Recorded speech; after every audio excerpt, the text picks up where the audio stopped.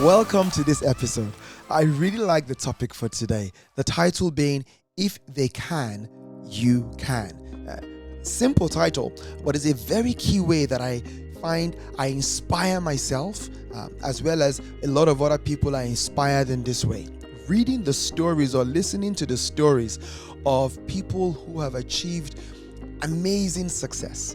And in this case, I'm going to do this a number of times, but in this episode, what all these people have in common is they started from the bottom. Or some people will say that they started from nothing. Now, what differentiates these people? And if you permit me, what differentiates you and I from everybody else? Because I genuinely believe that you're going to achieve amazing things in your life. What differentiates us? It is this thing about the middle. Every journey to success has a middle. The start is always very exciting, guys. The start is full of joy, is full of anticipation. The start is you're excited of what is possible. And at the start, there's a lot of light. I like to describe the journey of success as you're going through a tunnel. At the start, a lot of light. As you progress through the tunnel, the light is still sort of there. But at some point, if you're trying to achieve a meaningful goal, you're going to get to the middle. The middle is a place of no light, actually. The middle is a place of a lot of challenges. The middle is a place where there's some despair. It's possible to be depressed. There's a lot of rejection, and you cannot see the light at the end of the tunnel. That is the middle. And for people who succeed, people who achieve their goals, like you and I, we have to navigate the middle. And so I'm going to share some stories with you about people we are inspired by and how they navigated the middle. Just before I start with the first story, let me share a story from a long time ago that changed my life and gave me a sense of hope when I was in the middle of one of my endeavors.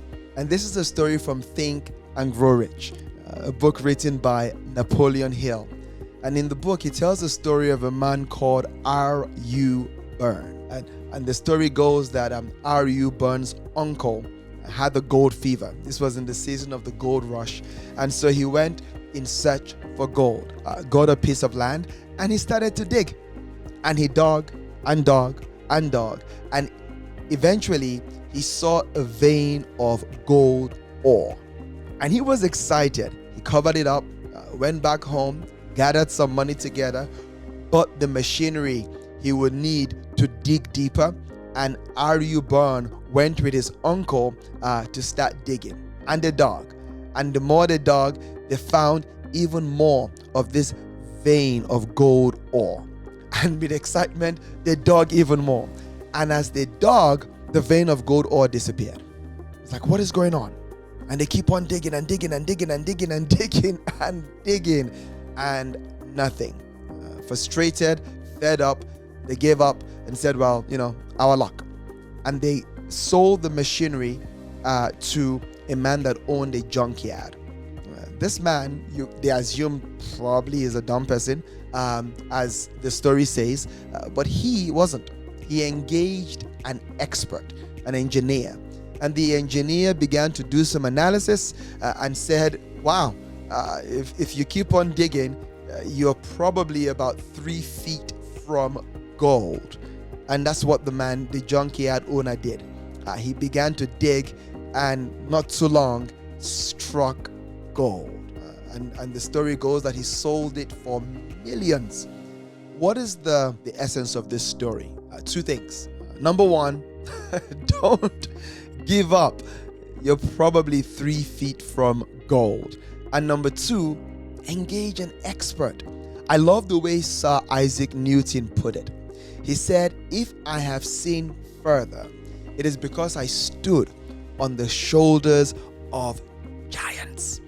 So engage an expert, engage a mentor. Samadeyemi says, mentors help us break mental barriers. And I will even add to that, when we are in that point of despair, dejection, depression, feeling like we are failures, we feel rejected and we just want to give up, when we engage in a mentor, they're able to help us see differently, engage different perspectives, and engage perseverance to keep on pushing. So, let us learn from the first story. This is the gentleman who started by flipping burgers. Yes, he was raised by a single mother and his grandparents. He grew up in a time where being born by a white woman and a black father was frowned upon to an extent. And so there was that identity crisis. Where do I fit in? And he carried on. Though he went to a good university and started off in what would have been the financial services, he didn't find purpose or satisfaction in that. And so he became a community organizer. That was where you would say little pay, no prestige, but fighting for social change and justice. This aspiration continued, and he wanted to get into Congress. Yes, I'm talking about Barack Obama, the first black president of the United States of America. But how do you marry starting as a community organizer, losing a congressional race? You have little money, little support, and you lose the race. But just before that Democratic Convention speech that put him on the national stage and arguably set him on the path to the White House to become the first black president, the year before, he went to that convention, and though promised a ticket to get in, he couldn't get in. His friend couldn't deliver on the promise. And guys, Barack Obama watched the convention from the car park. How did he continue? He says he was focused on the goal of bringing about change and correcting many injustices that he saw. His marriage was challenged and pushed to the brinks because of his pursuit to become the president, and in this case, the first black president. What is the principle of navigating the middle in Barack Obama's life? It is simple. Focus on 24 hours. You get to a point in your life, you get to a point in the pursuit of your goal, your dreams, where it feels like you cannot carry on. You definitely believe you're not going to be able to carry on for 1 year. Sometimes you think, I can't even get past the quarter. When it's really bad, you think, I can't get past the month. When it's at its height and the worst, you think, I'm not even sure I can get past 1 week. What do you do in those times? Focus on 24 hours. No matter how bad it is, I promise you, you can get past 1 day. And that is what successful people who are navigating the middle do. I love the way the Bible puts it. It says, sufficient in the day is the evil thereof. Meaning every day has enough trouble of its own. So whether you are navigating the middle in your career in the marketplace, or it could be your marriage, or it could be a relationship with a child, a friend, a brother, or a sister, and it seems like I don't see how this is ever going to get better because the middle just seems so dark, just know that I can navigate today. Focus on the 24. Let's go to another story. And this one really excites me. She started her career selling fax machines door to door. Why is it important to highlight where she started from? Is because she was rejected daily, constantly. But she didn't know that she was honing a skill, not only to sell, but to be able to overcome rejection. I want to say something about rejection here. Oftentimes, when we are rejected, we feel that we as an individual, you the individual, is being rejected.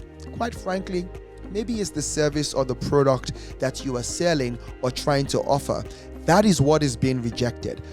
Don't see yourself as a reject. See what you are doing or trying to offer as what is being rejected, and improve on it. Ask for feedback on why someone is rejecting it and what you can potentially do differently.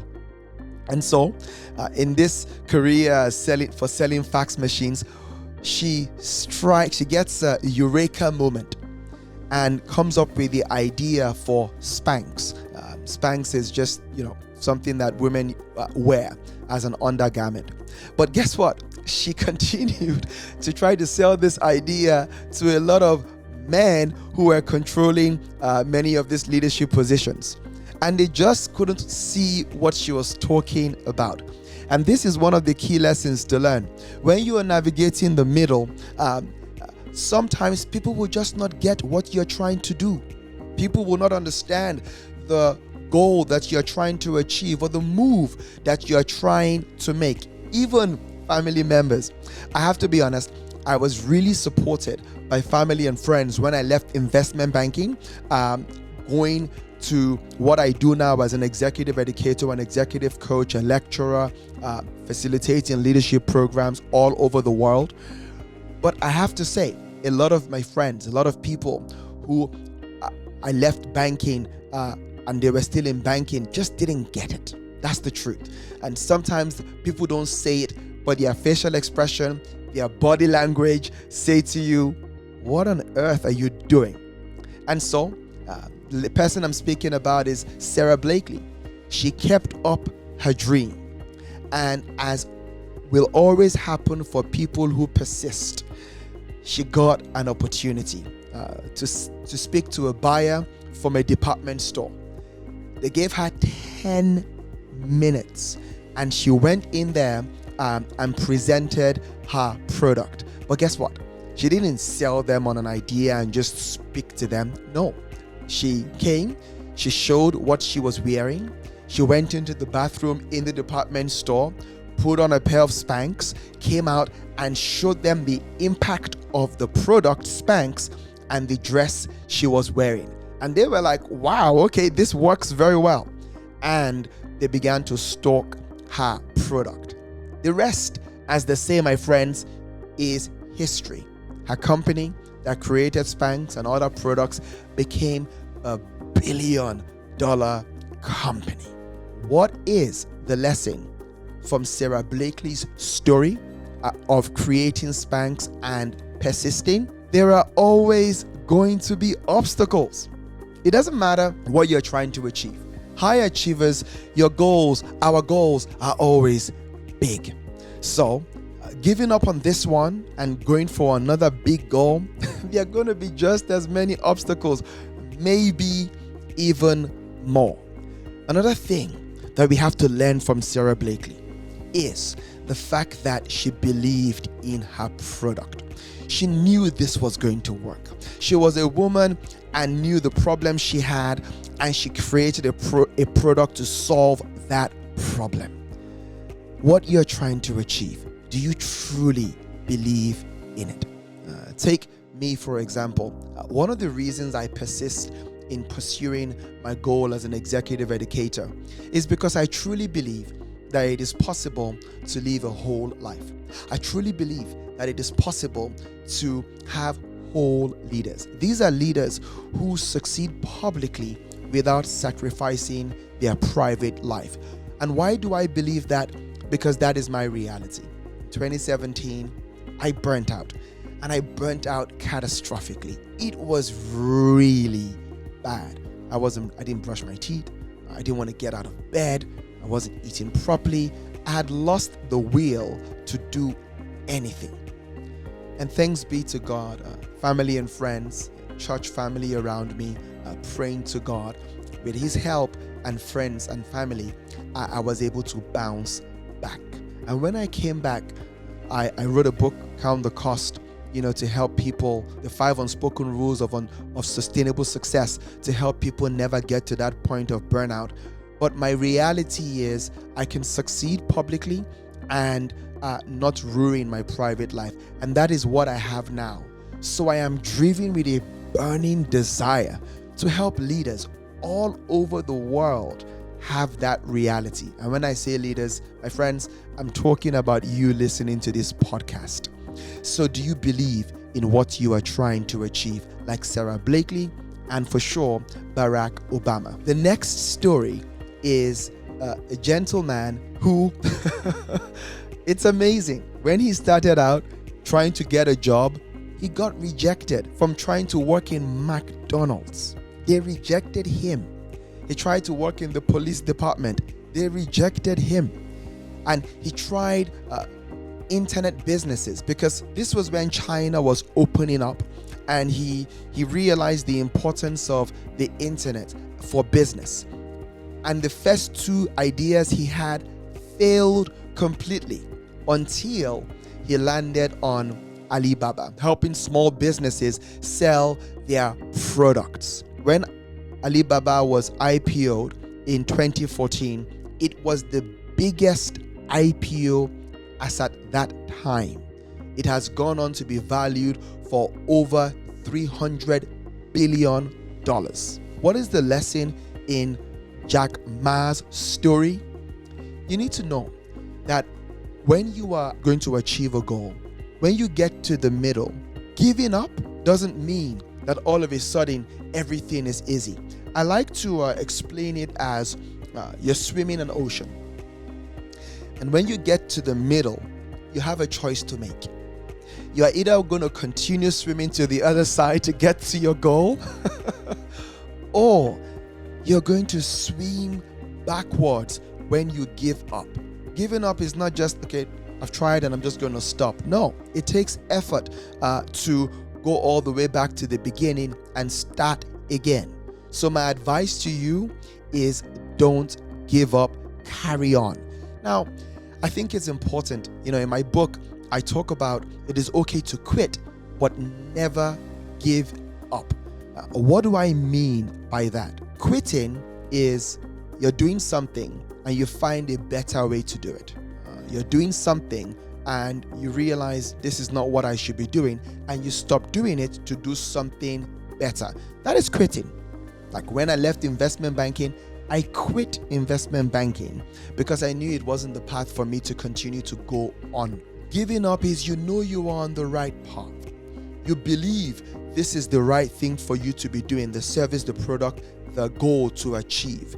And though you know this is the right path, you know it is the right time, you give up on pursuing it because it has become too difficult. That is the lesson to learn from Jack Ma's story. He knew that the internet and facilitating small businesses selling their products on the internet was a gold idea. He knew it in the core of his being. And he knew that if I don't do it because I give up, somebody else is eventually going to do it. So when you get to the middle, realize, keep on swimming. Because if you quit, if you give up, you're only going to have to swim backwards. And the final thing I will add here is this. There are always start-up costs. There's one time I was speaking to a friend and he was talking about not giving up, but quitting his job and going to another job because of the struggles he was facing. And I said to him, well, are you quitting this job because it's time, you've gotten all you need to get from this job and you want to go elsewhere, or are you giving up on this job because it is too difficult? Whatever it is you're doing, be very clear on something. The next job you start is what you call start-up costs. And that is something people don't consider when they're looking to give up. They feel like, well, I'll stop this and I'll just go and do that. No, whatever it is you're going to go and do, there's startup costs that you have to pay if you're going to succeed in whatever endeavor you want to try your hand in. So be mindful of that. Now, let's get to the final story. And the final story is a lady called Madam C.J. Walker. She was born as Sarah Breedlove. Now, this is a woman who started as a washerwoman. This was in the time where slaves were recently emancipated in the United States, and slaves still needed to work, right? And yes, they're emancipated, but nobody is giving you anything for free. So she was a washerwoman, frustrated in life. And there was still a lot of discrimination and segregation, as you know, in that time. To compound it all, she began to lose her hair. I think because the products that were created were not for black women. And so losing her hair was frustrating for her. And she thought to herself, I'm pretty sure I can create another product to use on my hair that is better for me as a black woman. She faced challenges. She faced a lot of persecution. Where is she going to get money from as a black woman? Black person to black men were struggling, talk less of black women. But she persisted, engaged the help of family and friends. And that is the key lesson when it comes to navigating the middle. I remember someone who started a business, and the initial stage of funding the business was bootstrapping and a lot of assistance from family and friends. Do you know Amazon? If you don't, I'm not sure which world you're living in.